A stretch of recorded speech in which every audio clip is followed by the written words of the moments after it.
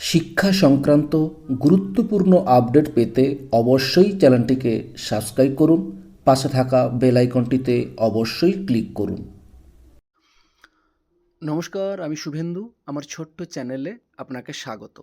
পশ্চিমবঙ্গ সমগ্র শিক্ষা মিশন থেকে অত্যন্ত গুরুত্বপূর্ণ একটি অর্ডার জারি করা হয়েছে। অর্থাৎ এখানে যে বিষয়বস্তুগুলো তুলে ধরা হয়েছে সেটাই আপনাদের সঙ্গে শেয়ার করতে চাই।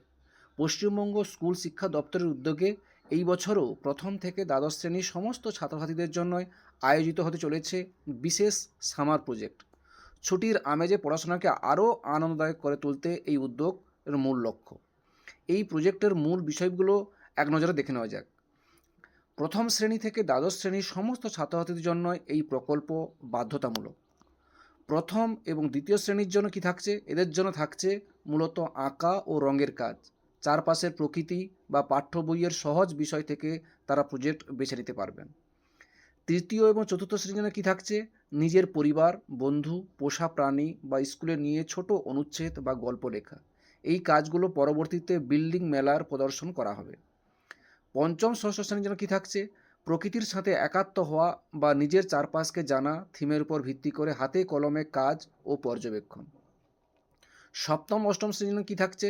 না স্থানীয় ইতিহাস, জলবায়ু পরিবর্তন অথবা স্থানীয় ব্যাংক, পোস্ট অফিস ও নার্সারি পরিদর্শনের মাধ্যমে অভিজ্ঞতা অর্জন।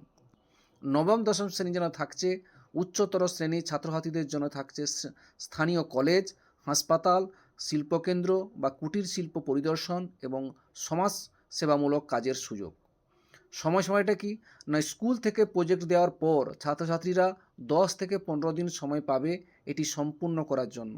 স্কুল খোলার পর শিক্ষক শিক্ষিকাদের কাছে এটি জমা দিতে হবে। অর্থাৎ বিষয়বস্তুটা এইরকমভাবে বলা যায়, এই প্রজেক্টের উপর ভিত্তি করে স্কুলের ফরমেটিভ যে অ্যাসেসমেন্ট হয় বা অভ্যন্তরীণ মূল্যায়ন করা হয় সেটা কিন্তু এখান থেকেই হয়ে যাবে। সেই সংক্রান্তই নোটিফিকেশনে দেওয়া হয়েছে। অর্থাৎ গরমের ছুটি পড়লেই এই প্রজেক্টের কাজ শুরু হবে।